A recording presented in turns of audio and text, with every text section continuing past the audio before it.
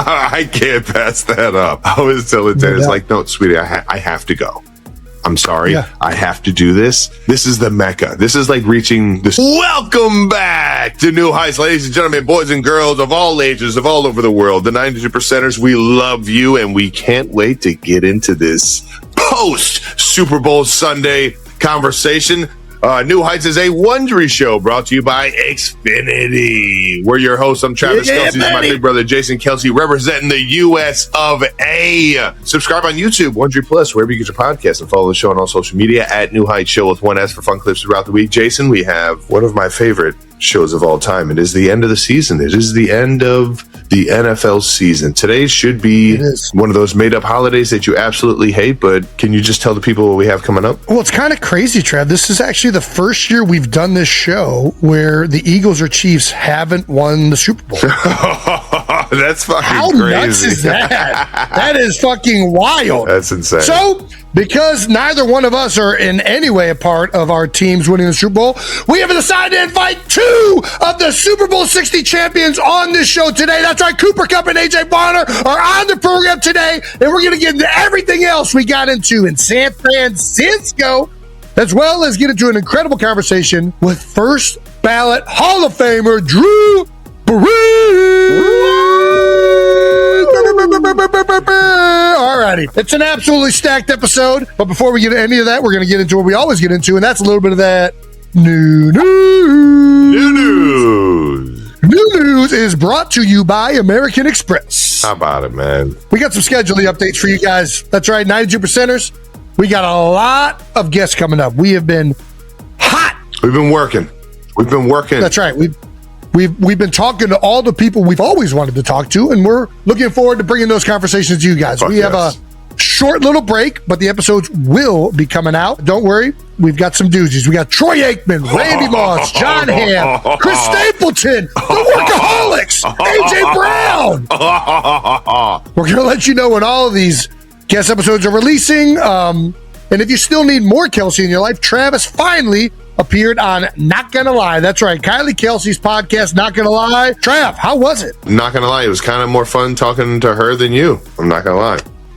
Not surprising. I understand why you married her a long time ago, but she asked me one question that was like, I sat there and I thought about it, and I wish I would have answered it better. My first impressions of her were that she was such a sweetheart, and I said this at your guys' wedding when I did the wedding speech, but I was like, she is such a sweetheart. She's so nice. She is. But I was like, you don't just win Jason's love, and you don't win him over in terms of like doing things, getting him to do the things that you want him to do, like be a like respectable human being. You don't do those kind of things by just being a sweetheart. So I knew there was an underlining like toughness to her that I hadn't. And then we went to the shore, and she started talking butter. She started water. She started talking. I can't even fucking do the Philly accent like it needs to be done. But I saw her in her element, and that's where I knew. I was like, oh, she's got it wrapped up around her finger.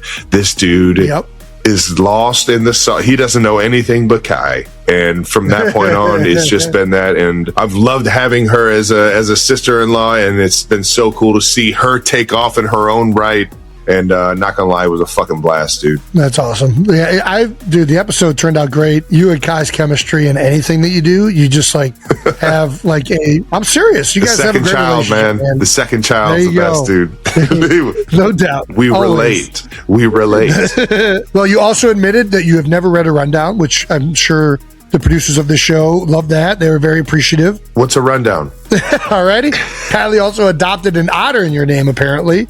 Something I didn't even know. Uncle Trav's over there in the Philly Zoo, man. We got to get over there, man. I got to meet this. I think it's a wild or like a great river otter. I forget the actual name of this otter. It's not the otter that's in my dreams, but it is an honor to be a part of the Philly Zoo like that. So I got to get over there and say what's up. We'll get over there next time you come into town. That'd be a great out of the house segment. We also got to talk about Travis dominating in front of thousands of people over at the Waste Management. Dominating. Yeah, I mean, at least on hole 16, we don't need to look at all the other stuff. The biggest hole in the whole freaking thing, the par 3 in front of the grandstands. Thousands of people's eyes are on Travis Kelce. It felt like I was walking into the Coliseum. There's like a little tunnel, and I got a cool video. Chris Pearson was kind of following us around. He got a cool video of us like walking into it. Dude, it is such an epic, like, you have to do it. Golf lovers everywhere, you have to go to this hole. The 16th hole at Waste Management at the Phoenix Open is unbelievable. It's such a unique like experience, and honestly, it's not just the 16th hole; it's the 17th and 18th. Is how you finish it off. It's like nothing I've ever been a part of in my life. But you walk into that 16th hole, it's an arena. It's an arena of just people that will either boo you or get hyped or get excited over like you getting close to the fucking pin. I was in my element. You give me a bunch of drunk people with an opportunity to get them fired up. I feel like that's like my home. That's like my home, and I felt very comfortable. I will say this though, my caddy, Patrick Bacon, he's taking a lot of credit for this. I went last. Everybody that went had the number, was short. They all went short. And I'm looking at this too, and I'm like questioning in my mind, should I club up or should I just trust my strength over theirs? Like I'm in my head about this. And Patrick Bacon comes up to me and says, "Hey, what do you got in your hand? You should probably rethink this and go get a club up."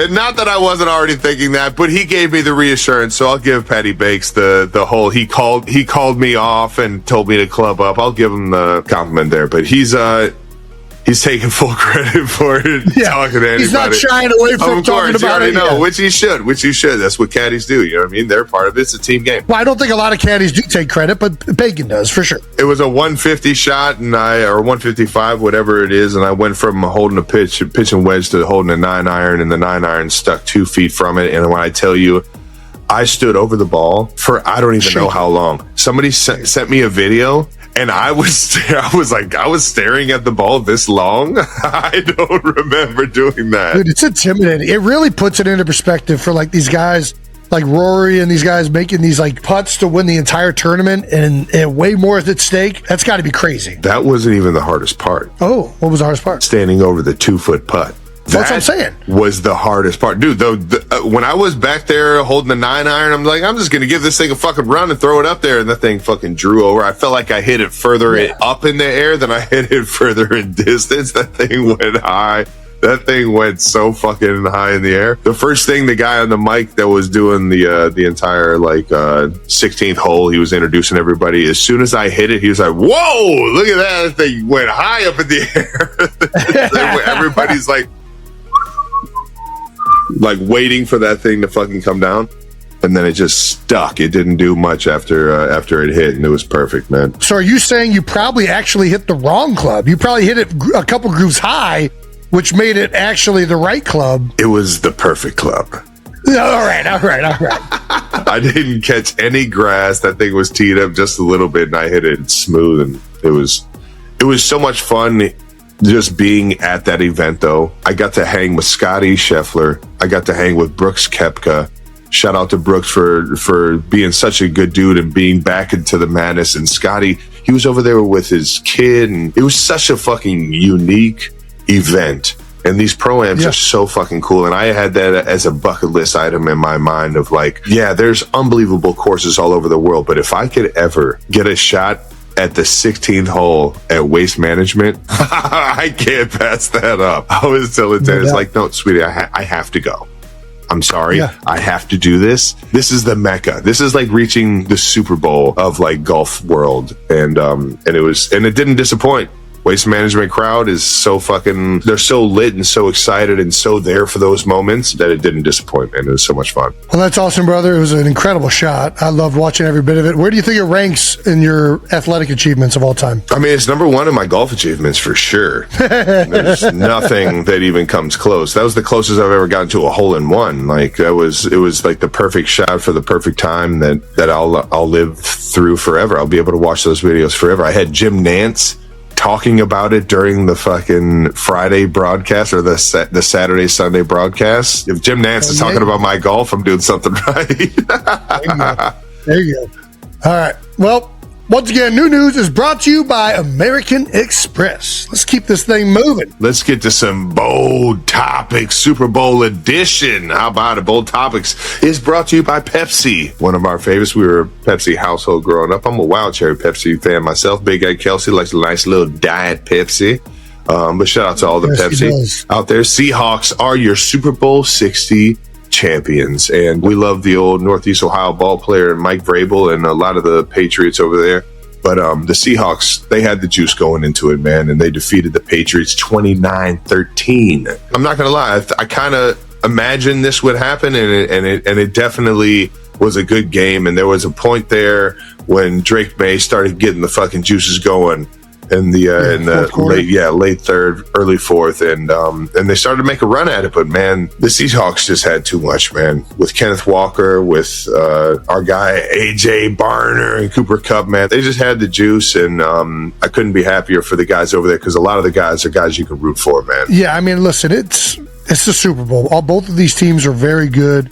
Both of their defenses had been playing, out of their minds all postseason, and Seattle is just loaded across the board. Like, it's a team that really doesn't have a weakness, which is kind of why I thought that they would prevail. Like, it felt like they were the more talented group across the board, but you never know. I mean, the Patriots were such a good team, so well coached by Coach Vrabes and Josh McDaniels. Like, all year, they just had been overachieving. And yeah, Seattle just proved to be a little bit too much, man. They're unbelievable on the defensive side of the ball. Offensively, they didn't make the mistakes that they had kind of been prone to, right? Like, Sam Darnold had a bunch of turnovers in the regular season, doesn't have any in the postseason. And he didn't do that by being conservative. He was still taking his chances. He was still being aggressive through the air. But you got to give some love to the kicker. How about this? We're giving love to the kickers.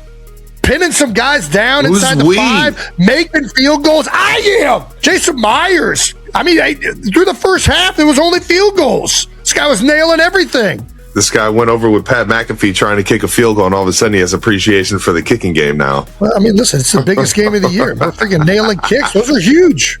Trailed for 1 minute and 35 seconds total this entire playoffs. How fucking insane is that? That is crazy. So they just got off to the jump and just freaking were leading all the way. I mean, they blew out San Fran. Then the big one was the Rams game, which that was the team they had struggled with and had the closest battles with all season. So, yeah, I mean, it is surprising. I mean, they were the best team in football this year. The reality was, like, if you look at it across the board, it was really them and LA. Those two teams in that division were the most consistently great teams all season long. And, like, yeah, the Patriots had an incredible season. And in the AFC, so did the Broncos. But I thought that those two teams in particular were the best all year. They continued that throughout the playoffs, and they continued in the Super Bowl. And it's a credit to Sam Darnold for where he's come in his career, all the ups and downs, and being with 5 different teams. Cooper Kupp gets cast out in LA, comes back, resurgence in Seattle. It's just a remarkable story of a team that was assembled, man, and how great they ended up being across the board. It reminds me a lot of our 17 season, and I mean, a lot of Super Bowl teams, but you get like just the right group of guys that all come together, man. And it feels like everything's clicking. The chemistry's there. I mean, Sam Darnold is now, everybody's talking about him being a star, but certainly not while the whole season was happening. It doesnn't have that like star-studded MVP quarterback. I mean, I think Leonard Williams is unbelievable. It doesn't have the Aaron Donald or like the Myles Garrett. Like, they're just all really, really good across the board. They were a great team, and it's an incredible year for that city and that franchise, and Mike Macdonald in his second year in Seattle. And well, how about that, man? Mike Macdonald's the same age as Jason Kelce. We just hired an offensive coordinator that's 33 years old. It's nuts, man. I mean, teams keep hiring these younger coaches, and I think it's for a reason, man. I think these young guys come in and they're very smart, but they have a mindset that's open. They're eager to prove themselves. Listen, the old ball coaches have great strengths and whatnot too, a lot of experience, but I think it's interesting that it appears that the league keeps going younger and younger with a lot of these coaching hires. Congrats to Mike McDonald. He finally gets to see his son.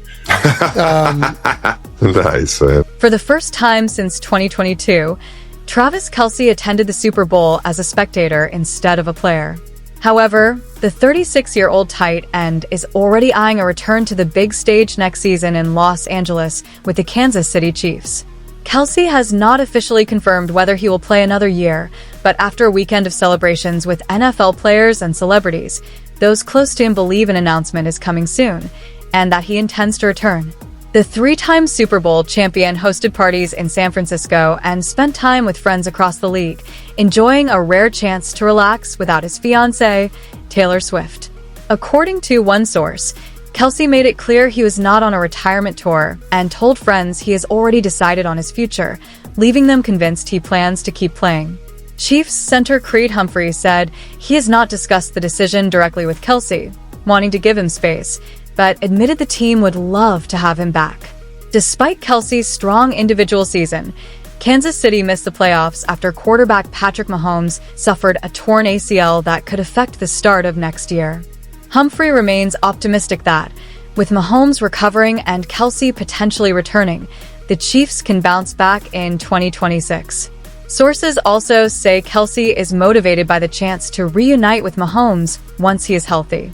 Being around Super Bowl week reportedly reignited his excitement for the game, and an official decision could come within a month. Those who spent time with him during the weekend described a clear sense that he intends to play again.